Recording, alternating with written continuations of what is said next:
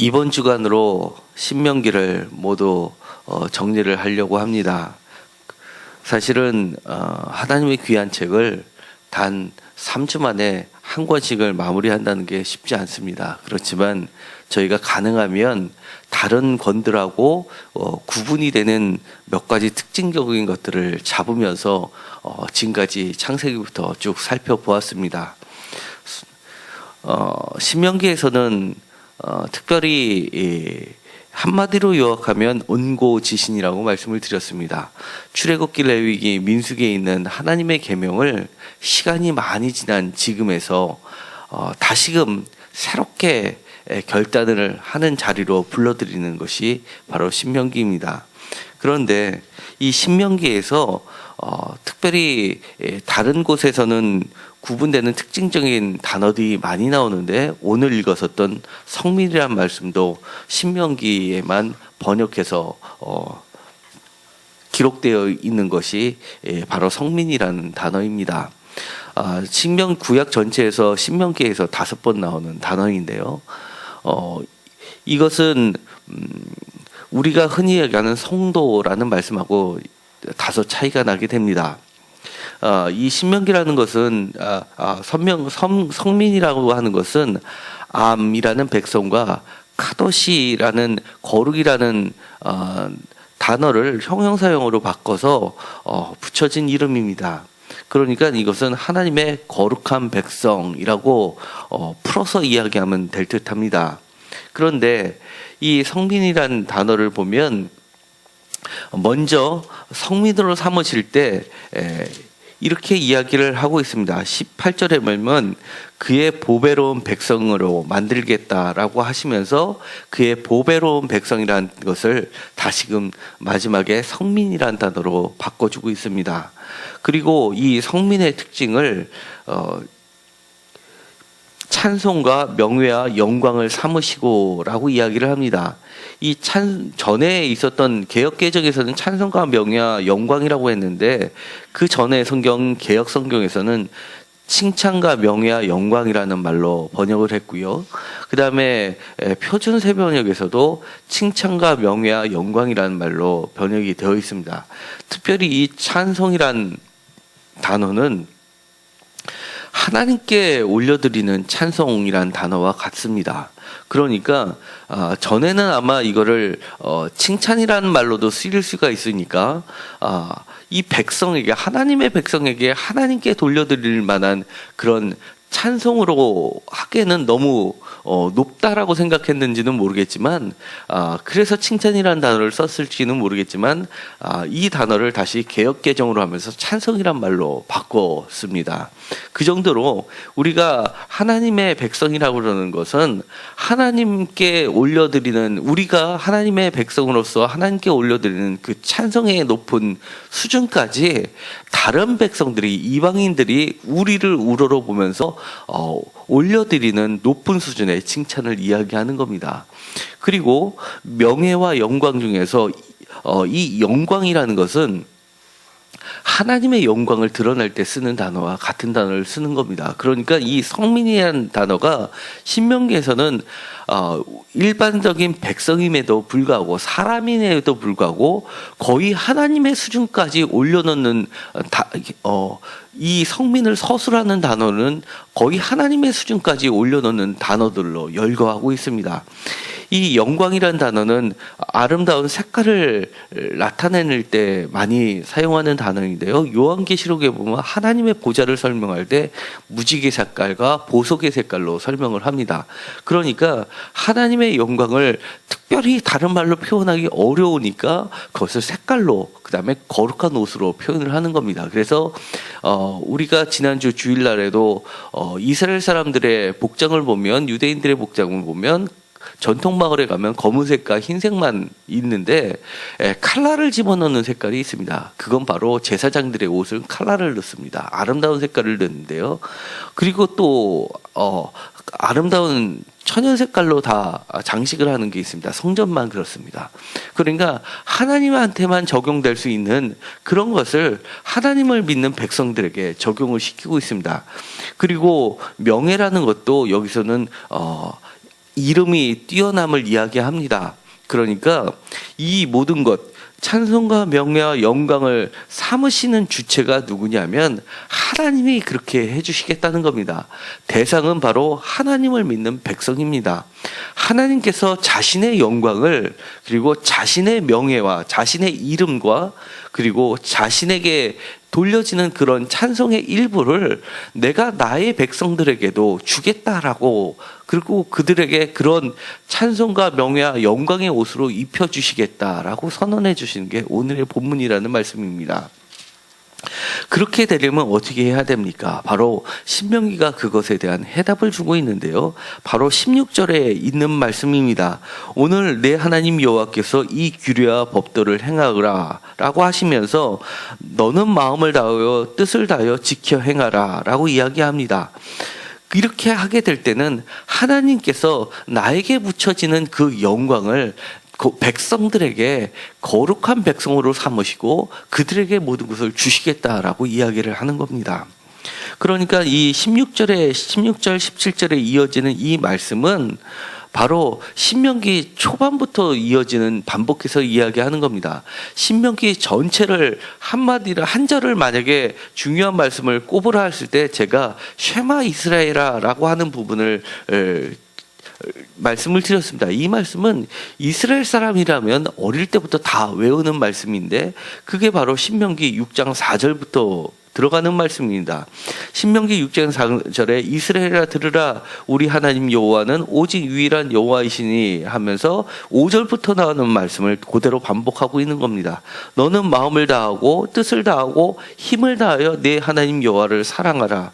오늘 내가 내게 명령하는 이 말씀은 너는 마음에 새기고 라고 하면서 이것을 다시 한번 반복하면서, 그럴 때에는 우리 하나님 여호와는 오직 유일하신 한 분이신 하나님께서 이 명령과 규례와 뜻을 지키고 마음을 다하여 뜻을 다하여 지키는 하나님의 백성들에게서는 하나님의 영광으로 입혀주시겠다는 것을 선언하고 계시는 겁니다.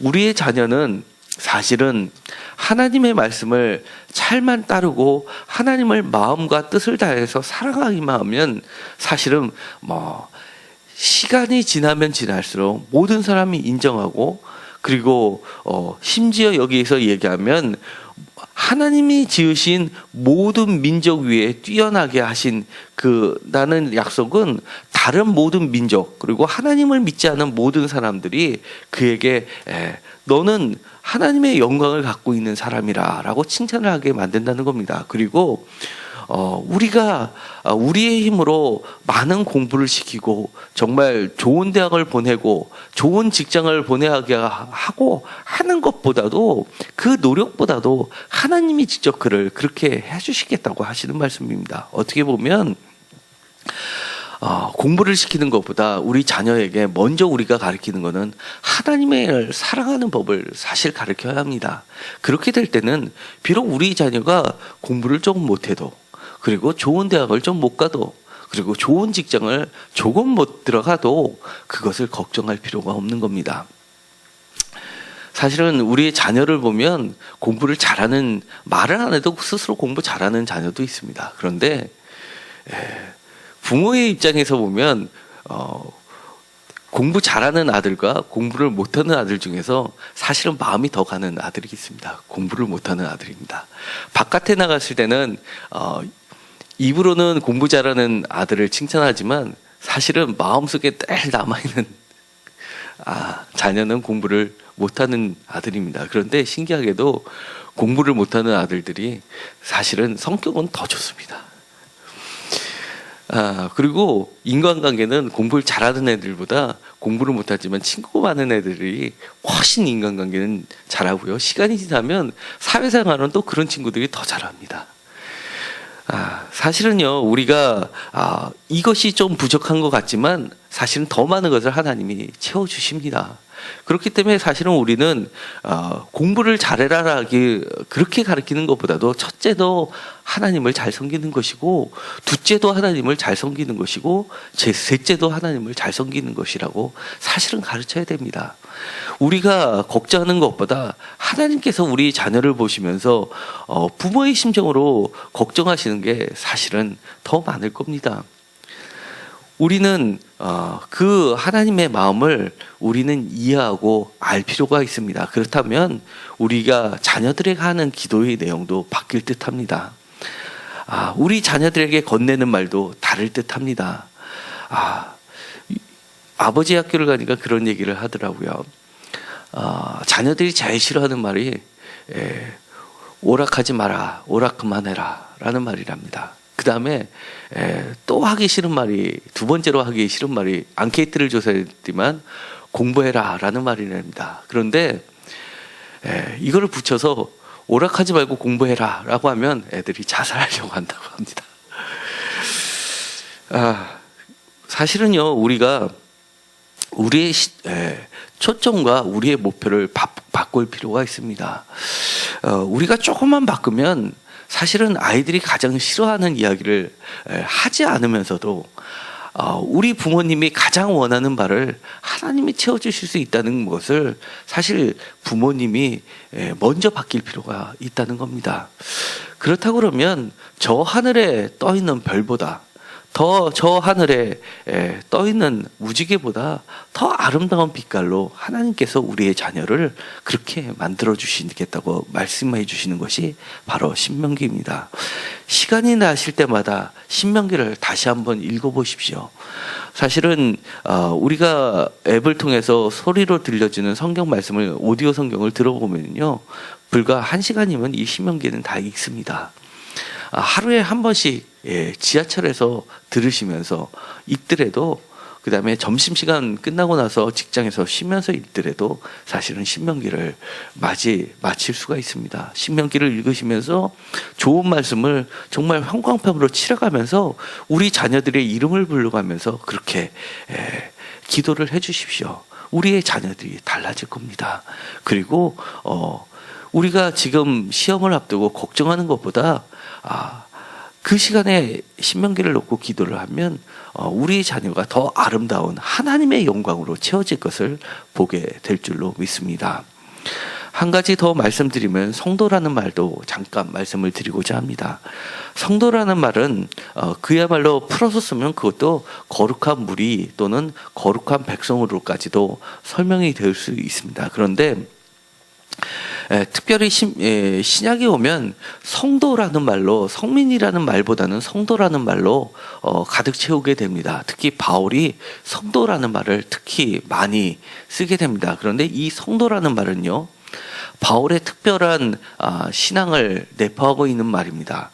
여기 있는 것처럼 성민처럼 사람의 모습이긴 하지만 바울이 성도라고 쓸 때는 이미 예수님처럼 우리 성도들이 죽고 새로운 몸으로, 영적인 몸으로 부활했을 때의 단계까지로, 신령한 몸으로 채워져 있는 그 단계까지도 그려내고 있는 것이 성도입니다.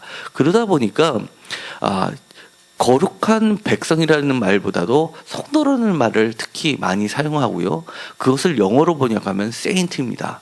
우리가 가톨릭에서는 성인이라고 표현하는데, 이 성인이라고 얘기할 때는 거의 신의 경지를 이야기하는 겁니다. 그래서 예를 들어서 토마스한테 기도를 하는 거나 예수님께 기도하는 거나 거의 비슷한 수준입니다. 거의 천사의 수준까지 가 있는 게 바로 성도라는 개념입니다.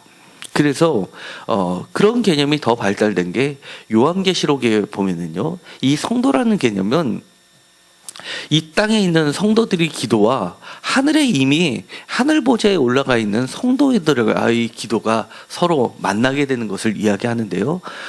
요한계시록 8장에 가면 아주 구체적으로 나오게 됩니다. 요한계시록 8장 3절부터 4절까지를 읽어드리겠습니다. 또 다른 천사가 와서 제단 곁에 서서 금향료를 가지고 마늘 향을 받았으니 이는 모든 성도의 기도라. 기도와 합하여 보좌와 금제단에 드리고자 함이라. 향연이 성도의 기도와 함께 천사의 손으로부터 하나님 앞으로 올라가는지라. 천사가 향로를 가지고 제단에 불을 담아다가 땅에 쏟음에 우레와 음성과 번개와 지진이 나더라 라고 합니다. 그 다음에 일곱 나팔 심판이 시작이 됩니다. 그러니까 이 성도는 마지막 심판을 진행하는 무리들이 됩니다. 그리고 이 성도들의 기도는 금향로에 채워져서 어디에 놓이냐면 보좌 앞에는 금제단에 놓이게 됩니다. 우리가 이미 레위기, 출애굽기, 레위기, 그리고 민수기, 그다음에 신명기에서도 우리가 금제단을 이미 배웠습니다. 금제단은 금단이라고 해서 밖에 있는 놋제단하고는 구분되고요. 놋제단은 바깥에서 번제물을 태우는 데 쓰였지만 금단이라고 하는 것은 금향단이라고 하는 것은 이 지성소 바로 앞에 가장 가까우에 놓여 있고 천막을 하나, 휘장을 하나를 사이에 두고 바로 지성소, 1년에 한 번 들어가는 지성소와 가장 가까운 데 놓이는 게 바로 금제단 또는 금단, 금향단이라고 하는 것이라고 했습니다. 그 위에 올려놓는 것이 향로고요. 그 향로에 놓여 있는 게 바로 성도들의 기도인 겁니다. 그러니까 우리가 성도라고 이야기할 때는 거의 인간의 수준을 뛰어넘어서 천사의 수준까지 올라가서 천사보다도 더 높은 단계까지 올라가 있는 것을 이야기하는 겁니다. 그러니까 우리가 예수 그리스도를 믿는 성도입니까? 라고 할 때 이 성도의 개념 속에는 이미 우리를 하나님의 수준까지도, 그리고 세상을 판단하고 세상의 심판을 움직이는 존재로서 각인을 시켜주고 있는 것입니다.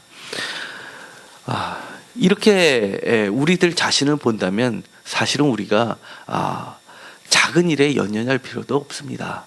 너무 걱정할 필요도 없습니다. 우리가 기도하시면서 지금 며칠, 하루 이틀, 3일 남아있는 이 기간을 우리가 열심히 기도하는 것이 사실은 지금으로서는 부모님들이, 그 다음에 같은 성도들이 해야 할 일입니다.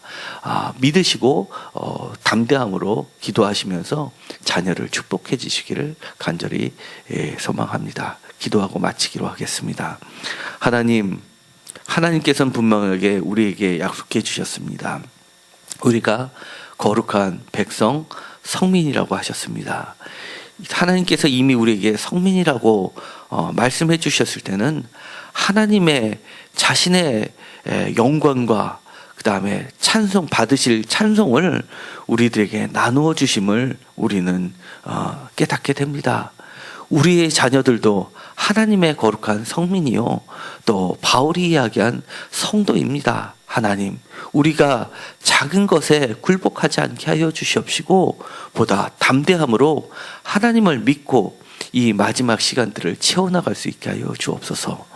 이미 하나님께서는 하나님의 영광의 옷으로 입혀주신다고 약속하셨사오니 이것이 마치 인생을 좌우하는 수능의 시험이 인생을 좌우하는 것이라고 생각하고 시험을 잘 보고 못 보는 것에 희로희락하지 않게 하여 주시옵소서. 더 큰 하나님의 능력을 의지하고 마지막 순간까지 우리가 최선을 다했던 그 결과를 하나님께 올려드리는 오히려 담대한 거룩한 백성의 자세를 갖게 하여 주시옵소서. 예수님의 이름으로 기도드렸습니다. 아멘.